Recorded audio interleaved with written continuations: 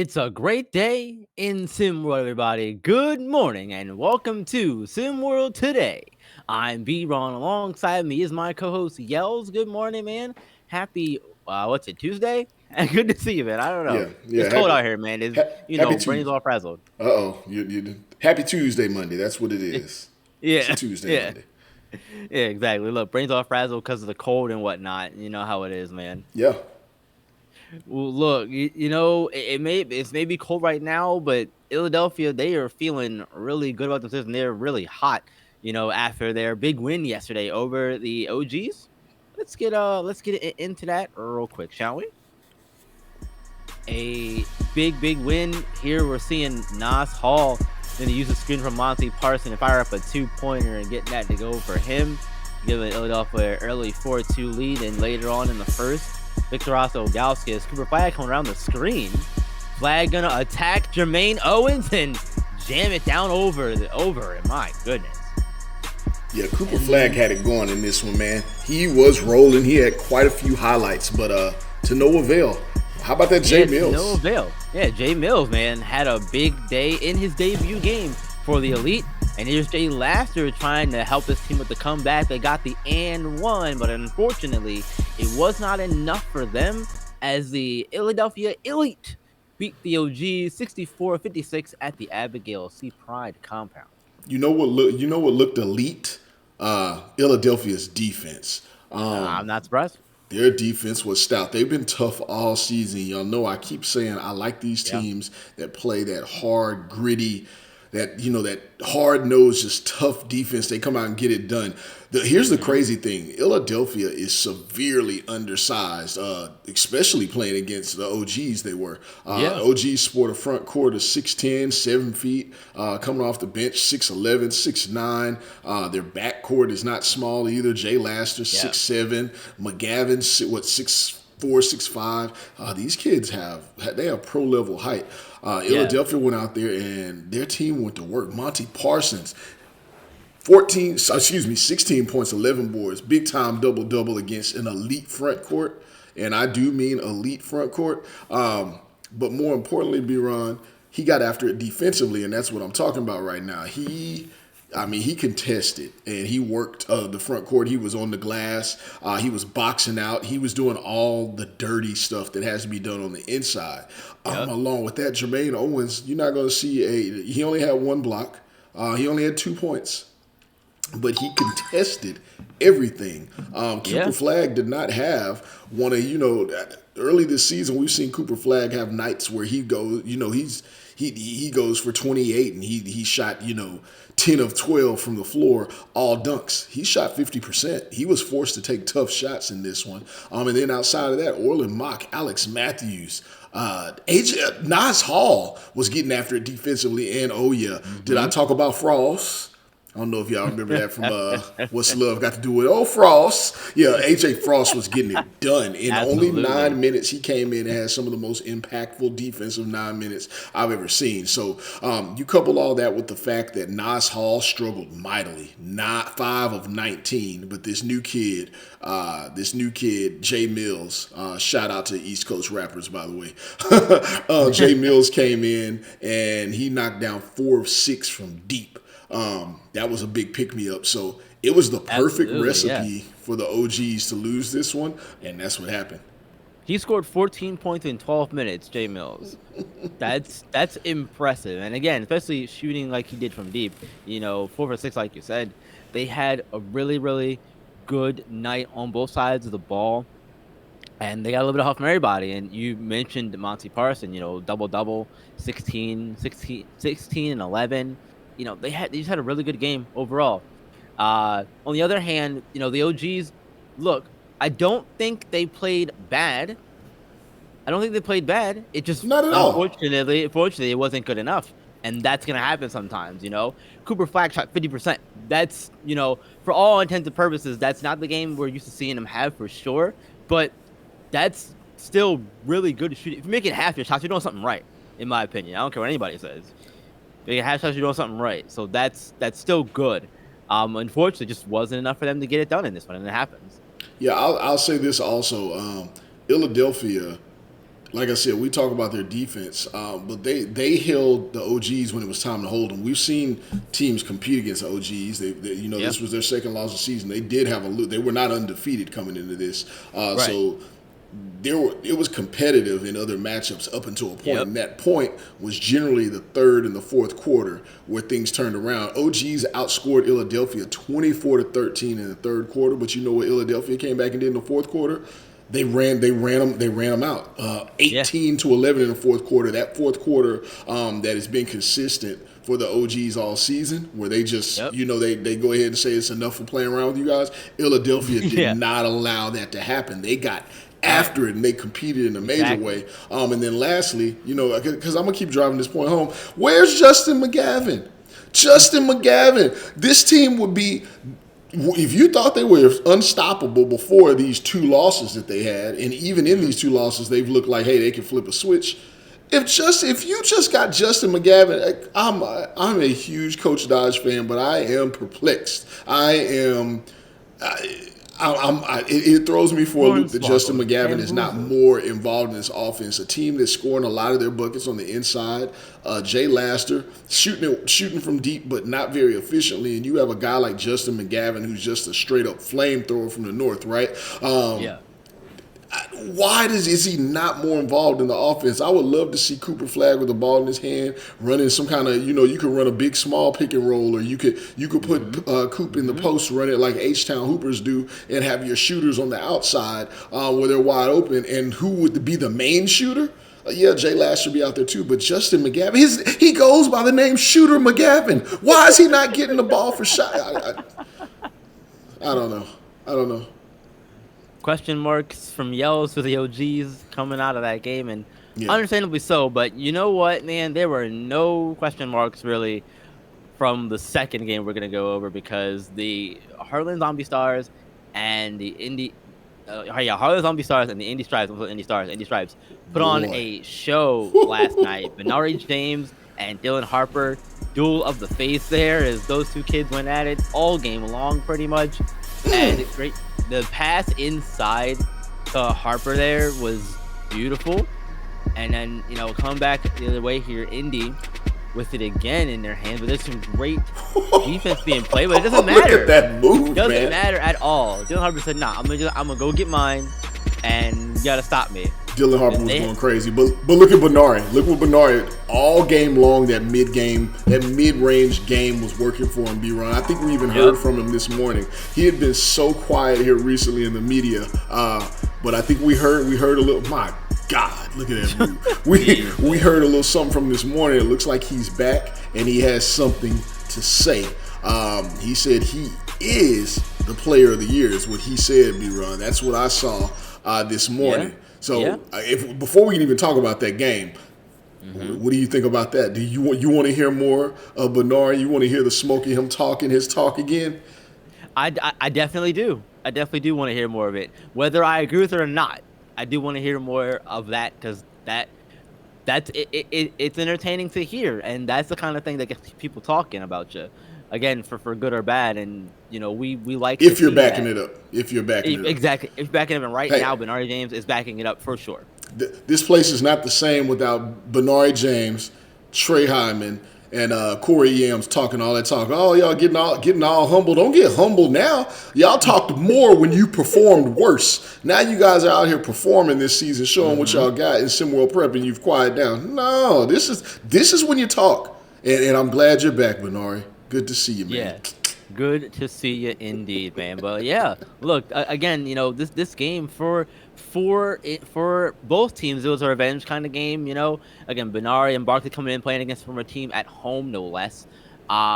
What does this win do for their confidence? You think the Zombies' confidence in the near region, how they're playing, and for Benari's confidence as well? We already talked about Benari's bit, him saying he's player of the year, that kind of thing. But the Zombies overall, what do you think this does for their confidence in the near region? Because they're competing in that near region, which is very strong. And I misspoke yesterday on the show saying they were in the southern region. They're in the Neo region. So yeah, that changes things a bit, but still, they're competing in that region. Yeah, that's a tough region. It is. That's It a is. tough region. Bay Area, Showtime's in there. Um, You got um, so Cascadia's in there, so there yeah, was tough a region. there was a lot of talk about what the toughest region would be, and people said initially that it was the Neo region, and as the Neo region started to fall apart, everyone migrated and said it's the South. Well, at the top of the Neo region, you've got Cascadia and you've got the Heartland Zombie Stars. Yep, They're tough, man. They're they tough. are. Like, look at They are. Hey, what Benari James is doing right now. It does need to be talked about. Yes, we don't have that. That's you got Jafet Towns out there. You got you got Cooper Flag. Yeah, you got Dylan Harper, who Benari outdueled last night, and you have kids popping up on the scene. Shout out to stay tuned. We have a guest on the show by the name of Marco Jacobs, who has Yes, popped yeah, up on the scene, and these are all people you could talk about being in the conversation. But exactly. Benari, this is season number 2 of him getting it in a major way, and that's a marquee game against a marquee Hmm. player that was not in SimWorld Prep before, and everyone did not want to see him here. And they said, there were multiple things said, but Benari has led this team in a major way. Like there were other kids that we thought would come in and do, step in and perform in a certain way. Jaquan Johnson, so one of the Hilario brothers, we expect a big leap. And I'm not saying that they're not playing well, but Benari James has carried this team. Team's been out of trouble, out of the headlines. Coach Lovelace has them coached up.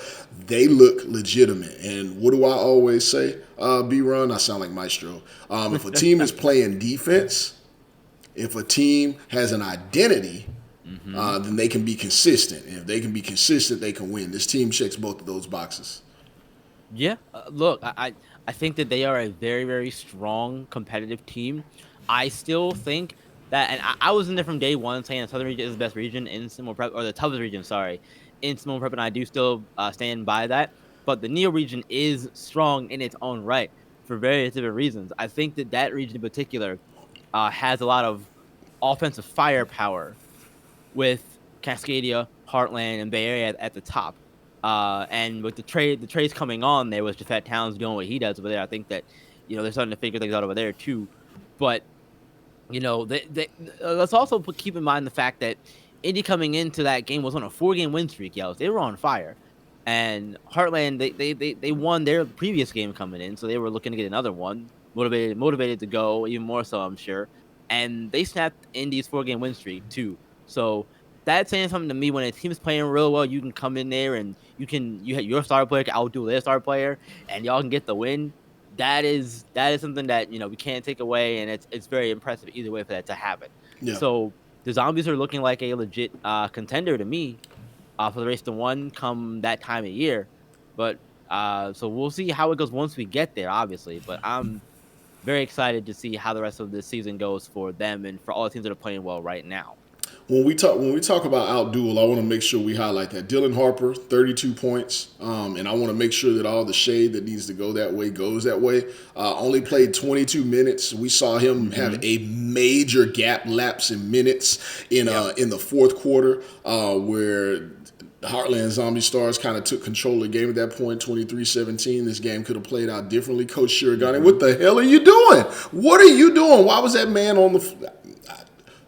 It's mind-boggling. He's one of the top 10 players in SimWorld Prep, and he's sitting on the bench in the fourth quarter.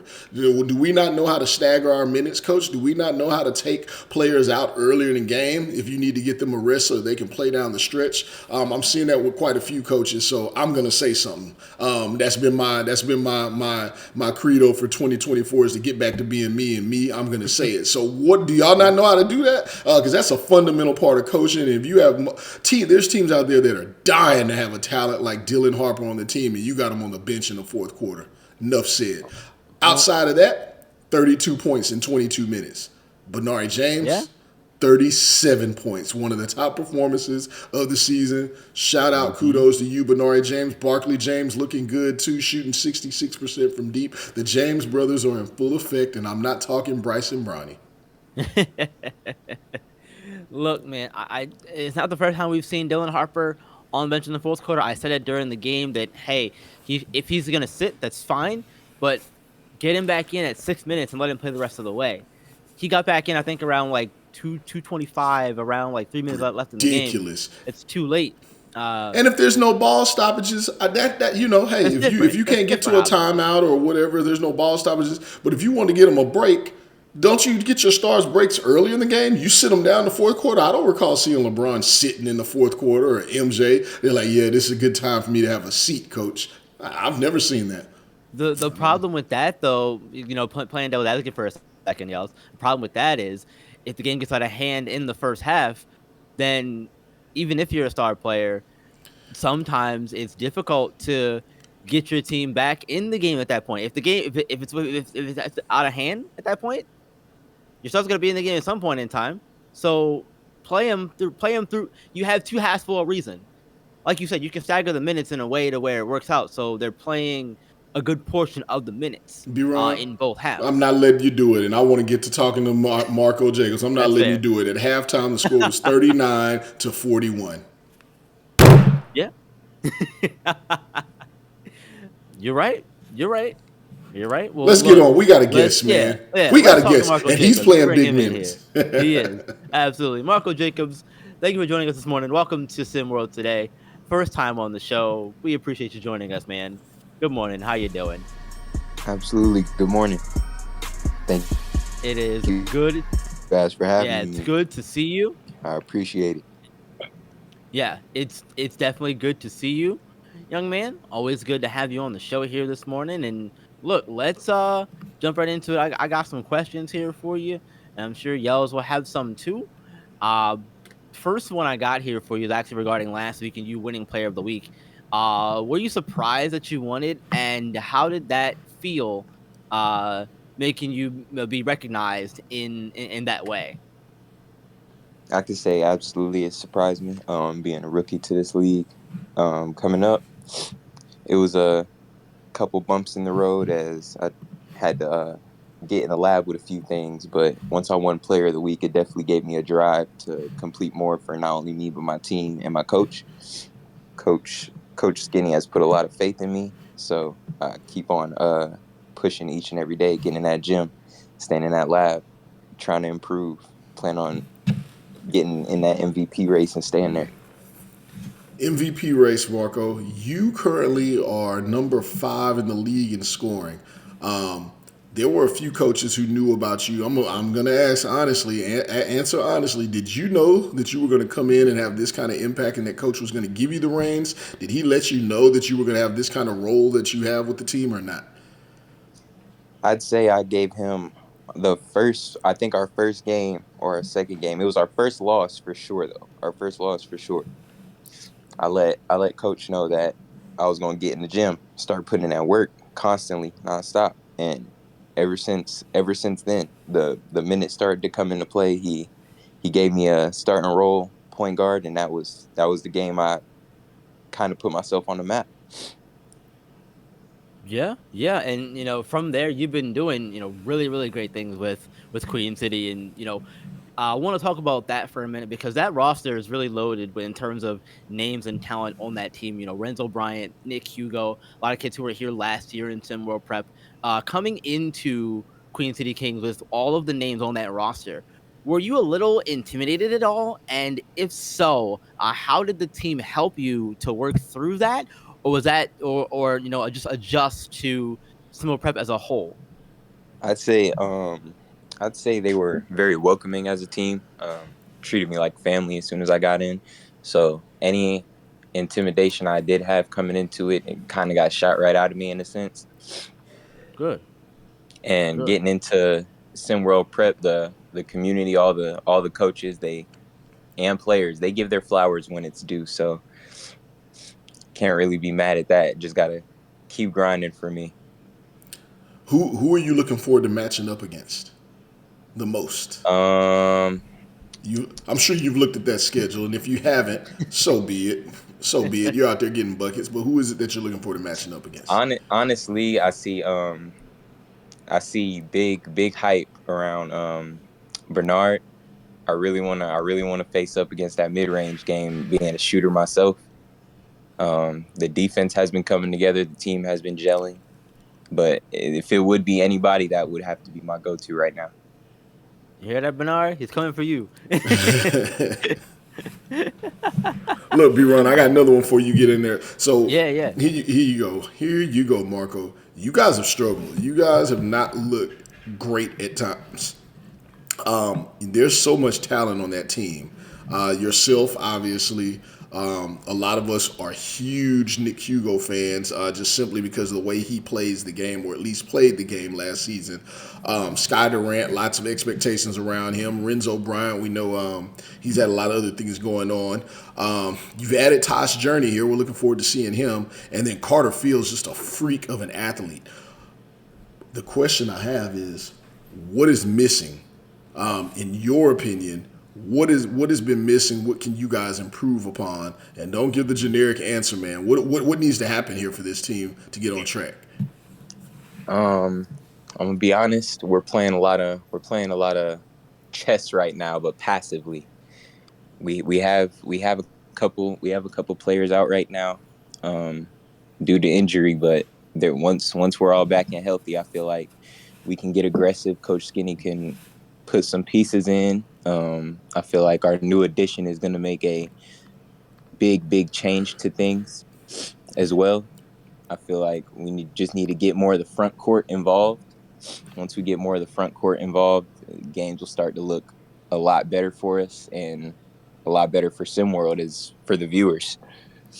All right. All right. I love that. I love that. I got one more question for you. One more. Absolutely. Are you ready for this one? Yes, sir. How many more times do you think you can win Player of the Week this season? How You many already got more one. times? I got one so far. I'm gonna be totally honest. I feel like I could win as many as I want to, as long as I have the ball in my hands. Oh, well, Okay. All there's right. nothing wrong with that. Nothing That's how wrong with you that. should feel. Yeah, exactly. Right. That was the answer I was hoping to get. I feel like I'm getting to that stage of where I'm becoming a walk-in bucket for the team. If they need one, they know where to look. Yes, sir. Yes, sir. We love it. A walk-in bucket indeed. Well, look, Marco, thank you for joining us this morning. Really appreciate it. Yo, do you have another question or was that it? Hey man, no more questions. Just keep doing your thing, Marco. I'm a big fan of comeback stories and the unheralded. Nobody really knew who you were in nationally before you exploded on the scene. I know you knew what you were capable of, and I know some people in the Carolina area, that southeast region, knew who you were. But now you have college scouts looking at you, SimWorld U. There's lots of buzz around you. Keep doing your thing. Number 5 in the league in scoring, leading the league in 3-pointers made, up there in the top 6. I believe you are number 6 in a 3-point shooting percentage. Welcome to the big leagues, kid, and we look forward to seeing the rest of your career, man. Absolutely. Absolutely. Thank you guys for having me. I appreciate You're, it. you're very welcome. Take care. Can't wait to put on this show. All right, man. Have a good one. Peace. You too. All right, that was Marco Jacobs, and that does it for our show today. Thank you all for joining us here on SimWorld Say this morning. We appreciate it. Remember, as always, hit the like button, subscribe to the channel so you can get notified when our shows like this go live, and of course, when our games go live. The game of the week is tonight. Bay Area Breakers taking on Lakeshore Drive. Tune into that 7 p.m. Oh, Eastern yeah. on SimWorld TV here on YouTube. And until then, you guys remember, SimWorld is the only place where you can see the game, be the game. We'll see you tomorrow. Peace.